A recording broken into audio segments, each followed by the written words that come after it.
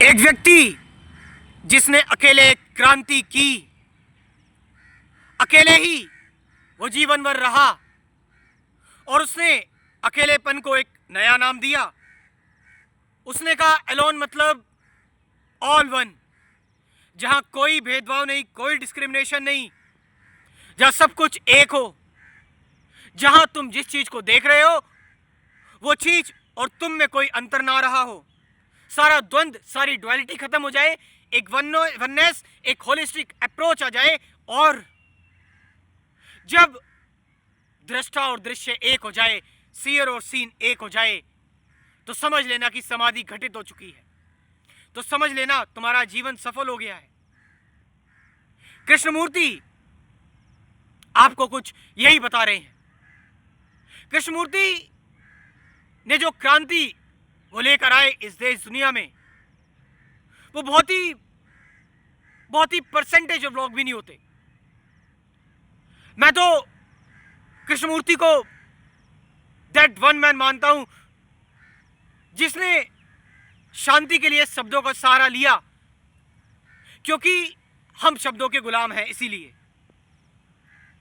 ये व्यक्ति जब अकेला मरा, कोई सक्सेसर नहीं कि इसकी संपत्ति मिल जाए, इसके कोई बच्चे नहीं, कोई रिचुअल नहीं, सिर्फ एक साइलेंस। यहां पर इस व्यक्ति का अकेलापन, इसकी अलोननेस, ये आइसोलेशन नहीं थी, ये तो था एक मौन कि अब मैं ही तो हूं, और ये मैं फिजिकल नहीं, साइकोलॉजिकल नहीं, ये मैं सत्य है। कृष्णमूर्ति, आपको पता है जब उनकी लास्ट वीडियो थी, वो लास्ट टॉक में उन्होंने कहा कि दिस इज लास्ट टॉक। ये बात उन्होंने बोल दी कि दिस इज लास्ट टॉक। और पता है कमाल की बात,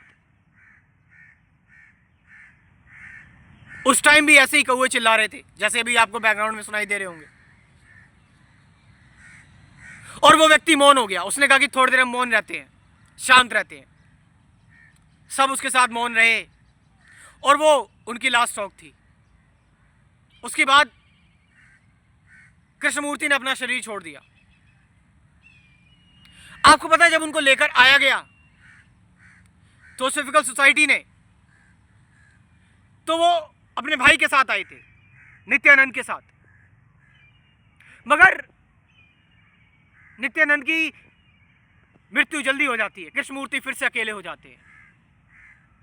मैं बात कर रहा हूं आपसे एक अलोन सर्वाइवर की, जो उस विदेशी धरती पे अकेला था और जिसने हजारों लोगों के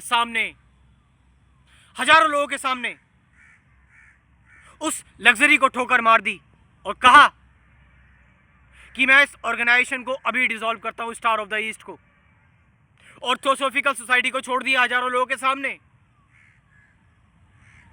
लोग आज यहां पर, हमने गुरु देखे हैं, धार्मिक गुरु हजारों की भीड़ इकट्ठी करते हैं, चेले बनाते हैं, कंपटीशन लगा रहता है, मेरे इतने फॉलोवर, उसके उतने फॉलोवर। उस व्यक्ति ने उस टाइम पर हजारों फॉलोवर्स को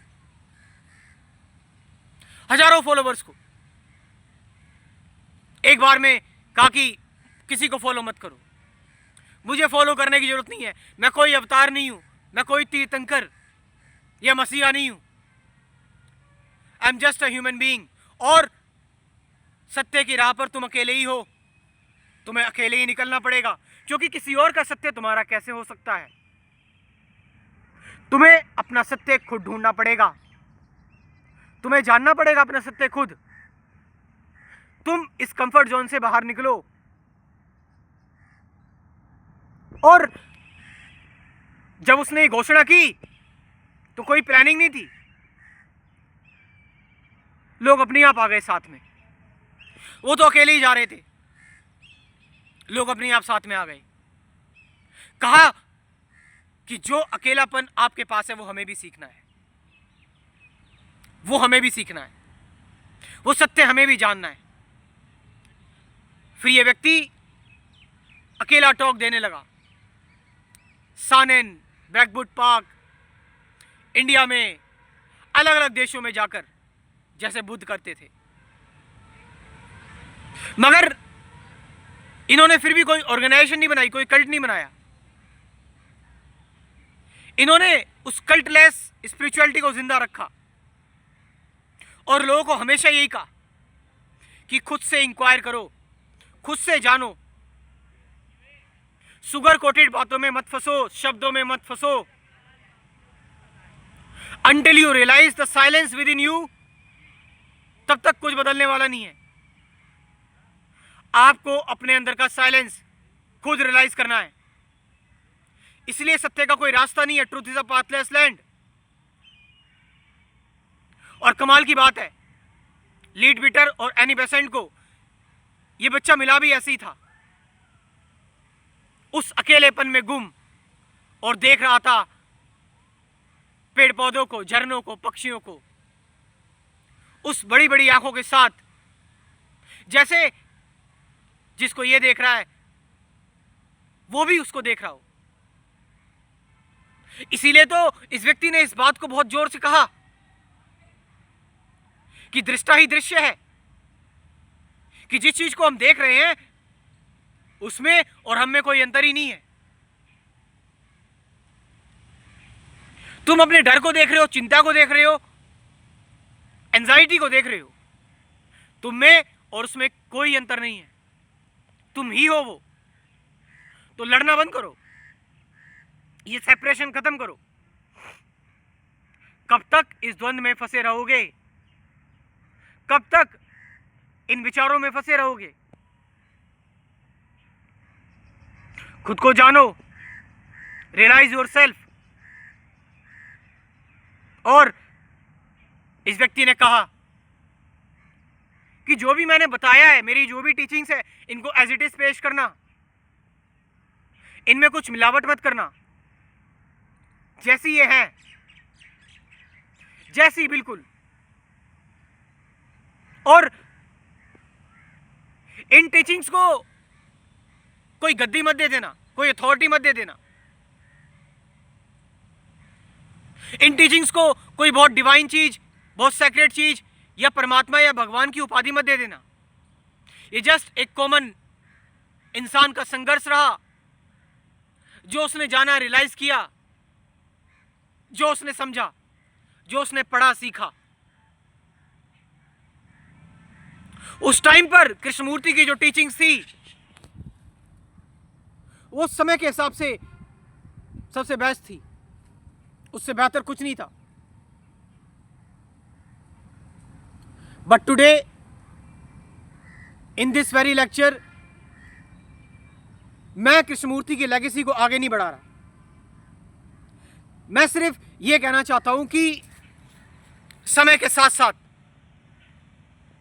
सत्य तो नहीं बदलता, मगर सत्य कहने का तरीका जरूर बदल जाता है।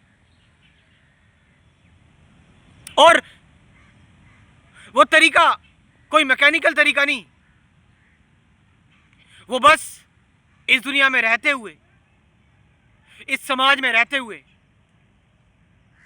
और वो सब कुछ करते हुए, वो सब कुछ जानते हुए, रियलाइज करते हुए हम कैसे मुक्त हो सकते हैं।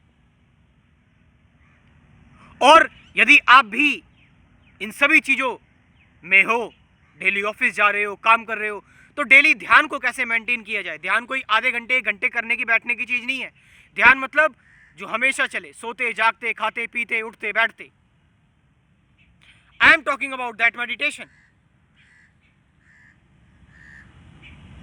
So here I am with you. यदि आप मेरे साथ जुड़ना चाहते हैं मेरे स्पिरिचुअलिटी के कोर्स में, कुल 24 वीडियोस का ही कोर्स है। जो भी नए लोग हैं, मेडिटेशन, अवेयरनेस, प्रेजेंट मोमेंट, विचार, विचारों से परे सत्य है, साथ साथ 50 से ज़्यादा गाइडेड मेडिटेशन की वीडियोस भी हैं। So you can join this course. मेरा व्हाट्सअप नंबर लिख लो 9773529489, और ये number I am dropping in description too. मैं डिस्क्रिप्शन में ड्रॉप कर दे रहा हूँ ये नंबर। वहां से जाकर आप इस कोर्स को ज्वाइन कर सकते हैं और अपने जीवन में एक सही अध्यात्म, सही ज्ञान, सही नॉलेज का प्रचार प्रसार आप कर सकते हैं अपने जीवन में। और मैंने बताया इस कोर्स से आपको पता लगेगा कि आप किस रास्ते पर हो, ताकि आपका आगे कोई शोषण ना कर पाए, ताकि आप अल्टीमेटली अध्यात्म को समझ सकें, ताकि आप इन सारी चीज़ों में ना फंसे, इन शब्दों में, बातों में और कहानियों में। Thank you very much.